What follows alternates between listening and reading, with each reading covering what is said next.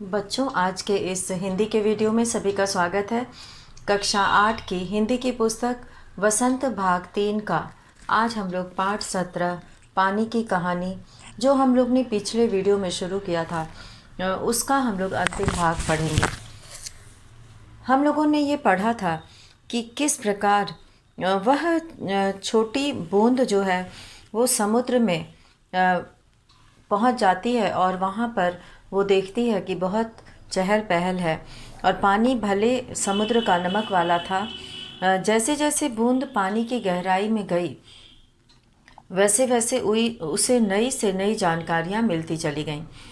वह कई जीव उसे देखने को मिले, जैसे धीरे धीरे रेंगने वाले घोंघे, जालीदार मछलियाँ और बहुत भारी भारी कछुए और हाथों वाली मछलियाँ।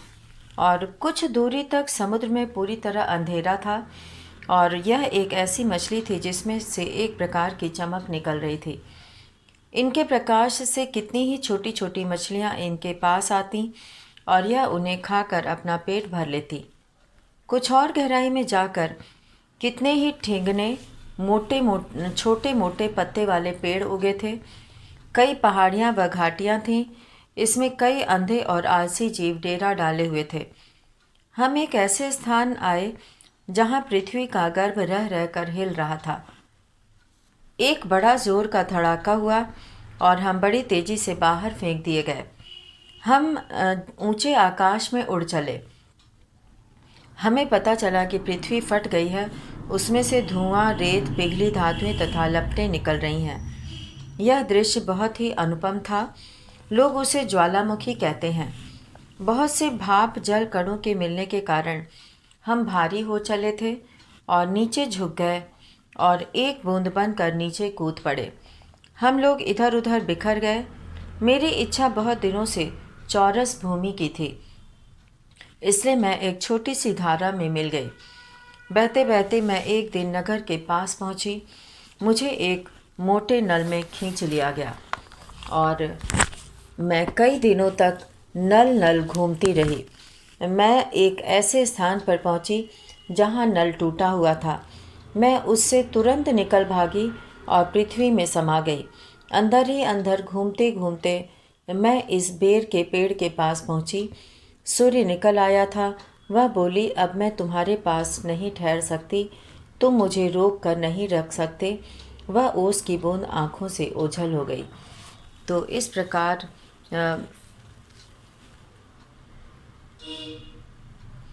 वो बूंद जो है अपनी कहानी सुनाने के बाद आँखों से ओझल हो गई। तो इस तरह से यहाँ पे हम लोगों ने इस पाठ में पानी की कहानी के बारे में जाना। और अब पाठ्य पुस्तक के प्रश्न अभ्यास हम लोग करेंगे। और पाठ से में जो पहला प्रश्न दिया है वह है, लेखक को ओस की बूंद कहाँ मिली। तो यहाँ पर पाठ से के अंतर्गत जो पहला प्रश्न हम लोग करेंगे वो है, लेखक को ओस की बूंद कहाँ मिली। तो यहाँ पर शीर्षक डालेंगे पाठ से और यहाँ पे उत्तर 1 लिखेंगे हम लोग। और उत्तर 1 में हम लोग लिखेंगे कि लेखक को ओस की बूंद, लेखक को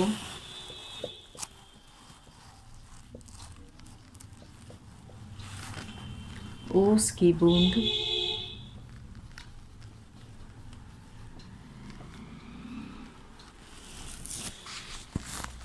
एक बेर की झाड़ी पर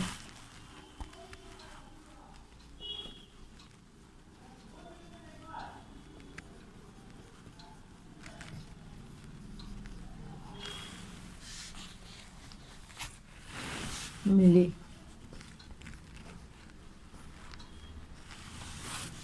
लेखक को ओस की बूंद एक बेर की झाड़ी पर मिली और एक दिन प्रातःकाल,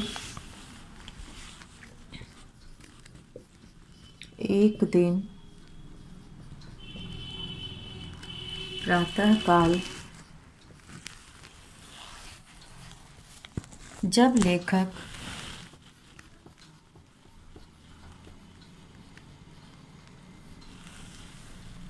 झाड़ी के पास से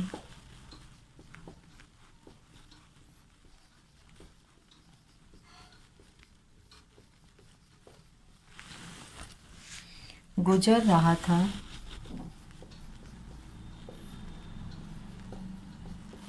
जब लेखक झाड़ी के पास से गुजर रहा था तो बूंद अचानक उसके हाथ पर गिरी। तो बूंद अचानक उसके हाथ पर गिरी।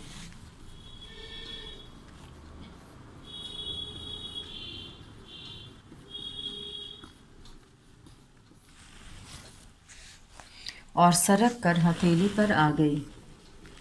और सरक कर हथेली पर आ गई।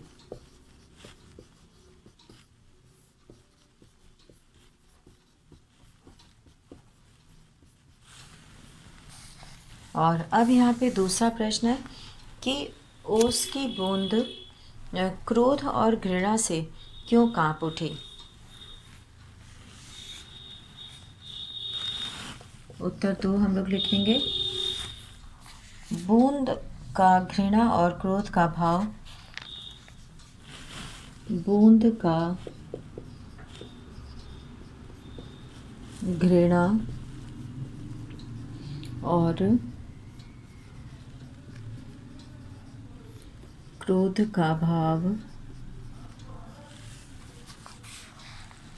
पेड़ों के प्रति था।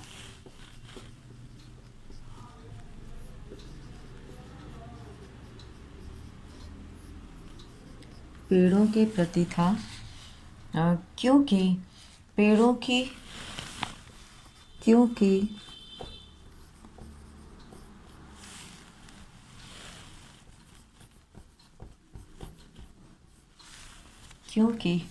पेड़ों की जड़ों के रोए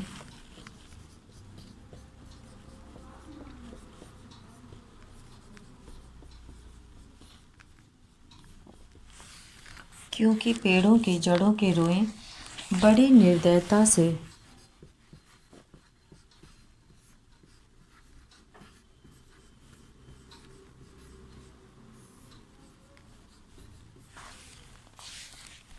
निर्दयता से बलपूर्वक बूंदों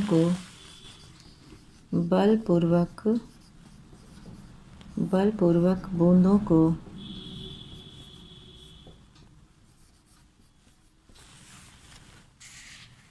अपनी ओर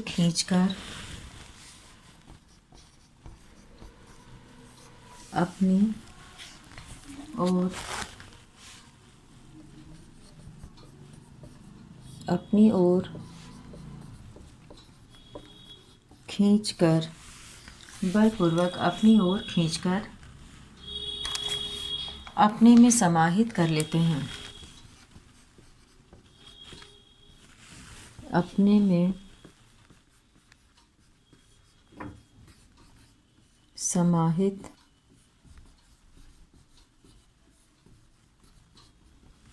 कर लेते हैं। बूंद वहाँ 3 दिन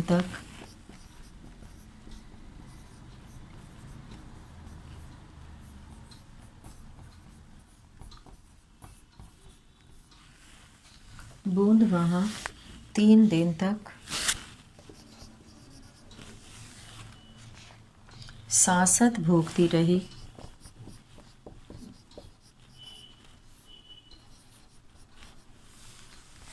बूंद वहाँ 3 दिन तक सांसत भोगती रही।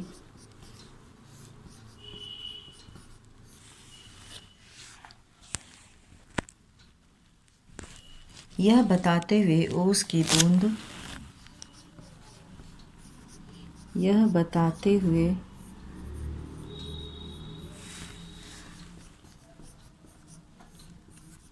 की बूंद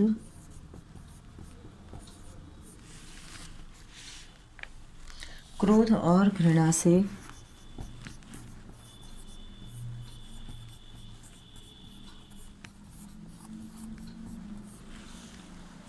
क्रोध और घृणा से कांप उठी।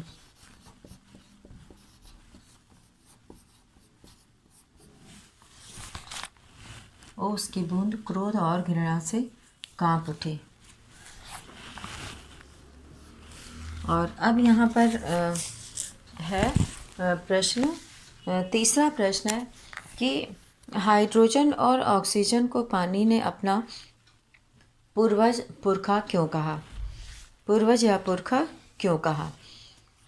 तो यहाँ पर पानी की बूंद ने हाइड्रोजन और ऑक्सीजन को अपना पूर्वज इसलिए कहा क्योंकि दोनों की क्रिया के फलस्वरूप बूंद का जन्म हुआ है और बूंद में दोनों का ही मिश्रण होता है।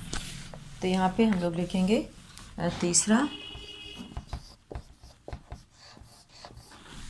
कि पानी की बूंद में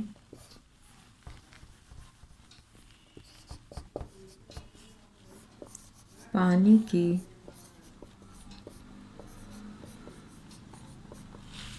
बूंद में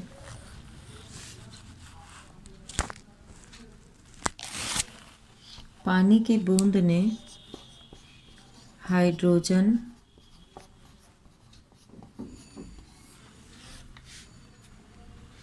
और ऑक्सीजन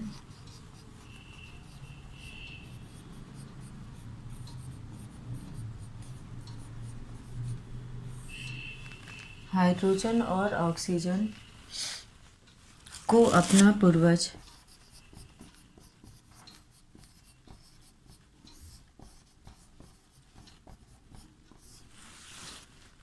इसलिए कहा है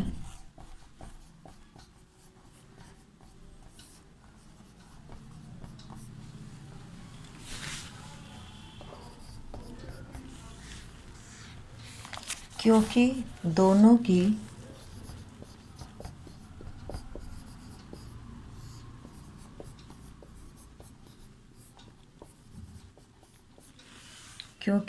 की क्रिया के फलस्वरूप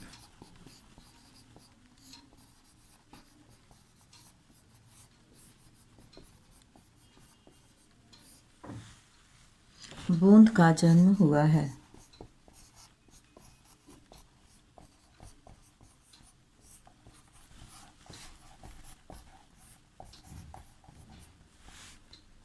बूंद में दोनों का ही मिश्रण होता है।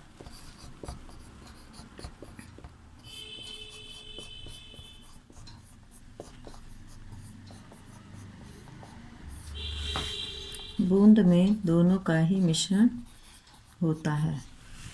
तो इस तरह से यहाँ पर हाइड्रोजन और ऑक्सीजन को पानी ने अपना पूर्वज इसलिए कहा है। और अब हम लोग अगला प्रश्न करेंगे और अगला प्रश्न है चौथा प्रश्न।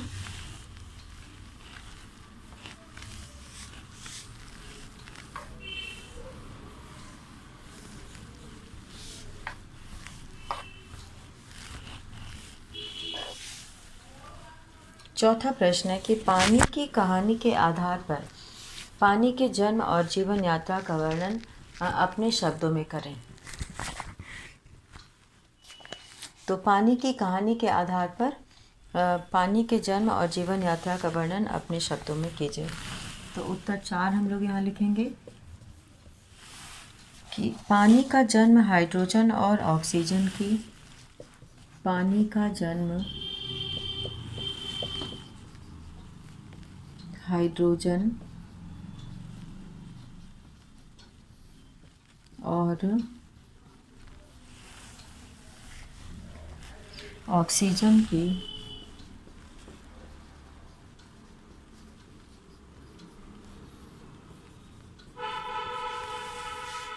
रासायनिक क्रिया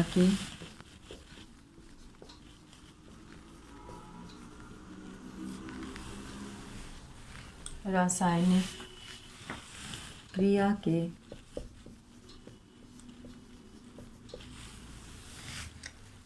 परिणाम स्वरूप होता है।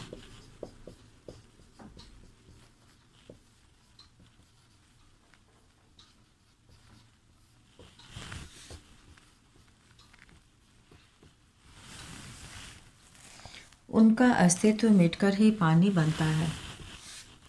उनका अस्तित्व मिटकर ही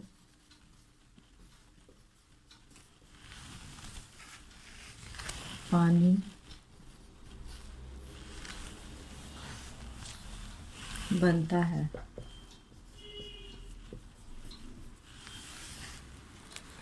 पहले पानी की बूंद पहले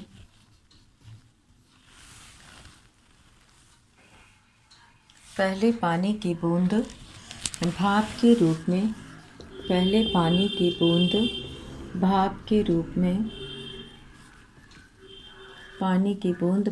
रूप में पृथ्वी के चारों ओर घूमती रही। पृथ्वी के चारों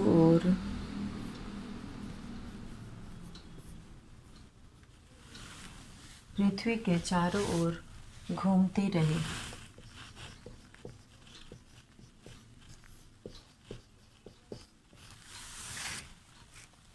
फिर वह ठोस बर्फ का रूप ले लेती है। फिर वह ठोस बर्फ का रूप ले लेती है।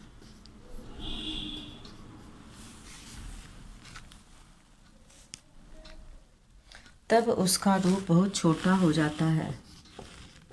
तब उसका रूप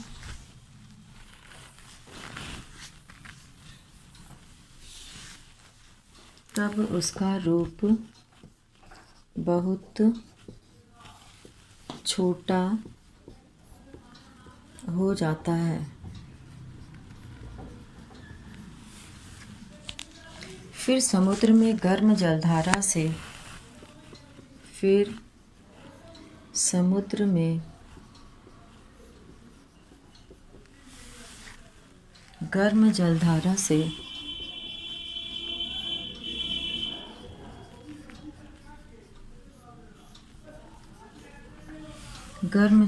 से भेंट होने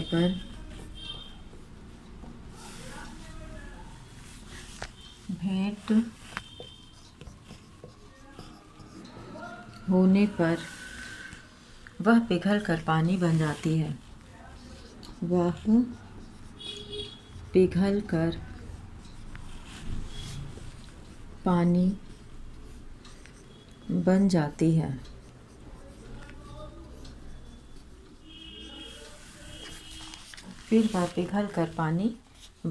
है।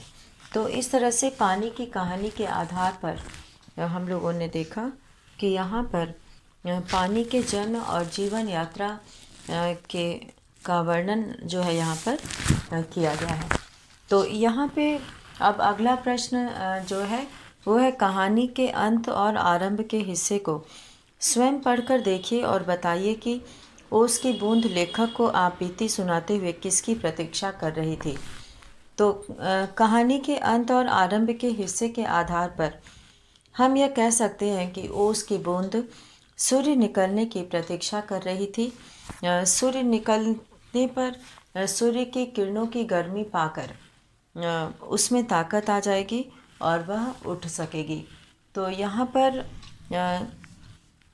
सूर्य की पानी की जो बूंद है वह सूर्य निकलने पर उसमें ताकत आ जाएगी और वो उठ खड़ी होगी।